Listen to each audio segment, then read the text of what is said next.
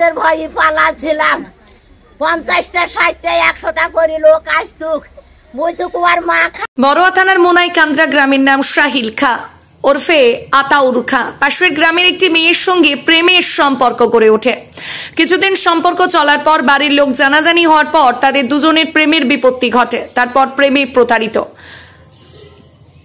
Video কলে প্রেমিকার গায়ে হলুদ দেখে গলায় ফাঁস দিয়ে আত্মঘাতী হলো নাবালক। মঙ্গলবার সকালে ওই ঘটনা বড়ুয়া থানার মুনাইকান্দরা গ্রামে। পুলিশ জানিয়েছে মৃতের নাম শাহিল খা ওরফে আতাউর খা, বয়স 17। নাবালক ওই গ্রামের বাসিন্দা ছিল। পুলিশ দেহ উদ্ধার করে ময়না তদন্তের জন্য পাঠিয়েছে। ওই নাবালক এদিন নিজের বাড়িতেই গলায় গামছার ফাঁস দিয়ে খড়ি কাটে ফুলে পড়ে। মৃতের পরিবার সূত্রে জানা গিয়েছে ওই নাবালকের সঙ্গে প্রায় 2 কিলোমিটার দূরে দিঘির পার মোটরসাইকেলে গোটা গাঁ আমের মস্তান বাহিনী নিয়ে এসে ওর মাকে বাপকে খুঁজে বেড়ায়। ভয় আর মা বাপ দেশ ছেড়ে পালিয়ে যায়। টানে নাবালিকার আগে 2 বার নাবালকের বাড়ি চলে এসেছিল, যদিও তাকে বুঝিয়ে ফের নিজের বাড়ি পাঠিয়ে দেওয়া হয় বলে দাবি। এরপর সম্প্রতি নাবালিকার পরিবার এই সম্পর্ক একেবারেই মেনে নিতে পারছিল না। মৃতের কাকা কবির খাঁ বলেন নাবালিকার বিয়ে ঠিক করে ফেলেছিল ওদের পরিবার। এরপর কয়েকদিন ধরে নাবালিকার পরিবার সহ ওদের আত্মীয় স্বজনরা গ্রামে বাইক বাহিনী এনে হুমকি দিচ্ছিল। সেই ভয়ে ভাইপোর বাবা ও মা বাড়ি ছেড়ে পালিয়ে গিয়েছিল। বাড়িতে একাই লুকিয়ে থাকতে হতো ভাইপোকে। এদিন মৃত্যুর খবর পেয়ে ওর বাবা মা গ্রামে ফেরেন। মৃতের প্রতিবেশীরা জানান প্রতিদিন বাইক বাহিনীর তাণ্ডব চলতে থাকে। মৃত নাবালকও পালিয়ে বেড়াচ্ছিল। রাতে এসে কোনোভাবে বাড়িতে লুকিয়ে ঘুমতো। তবে গ্রামের এক বন্ধুর সাথে ওর ভালো সম্পর্ক ছিল। ওই বন্ধু এদিন সকালে ফোন রিসিভ করছে না দেখে বাড়ি চলে আসে, কিন্তু ঘরে ঢুকে দেখা যায় গলায় ফাঁস দিয়ে ঝুলছে।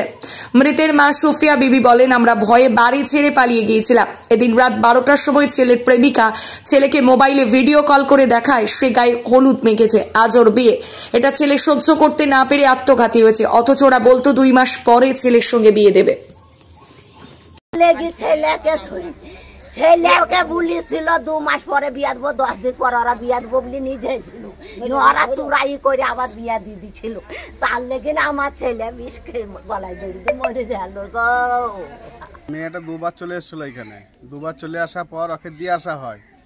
মেয়েটা আজকে হলদি মেখেছে, কালকে হলদি মেখে ওকে ভিডিও কল করেছে যে আমি হলদি মেখেছি। ওই ভিডিও কল দেখে আজকে সকালবেলায় গলায় দড়ি দিয়েছে।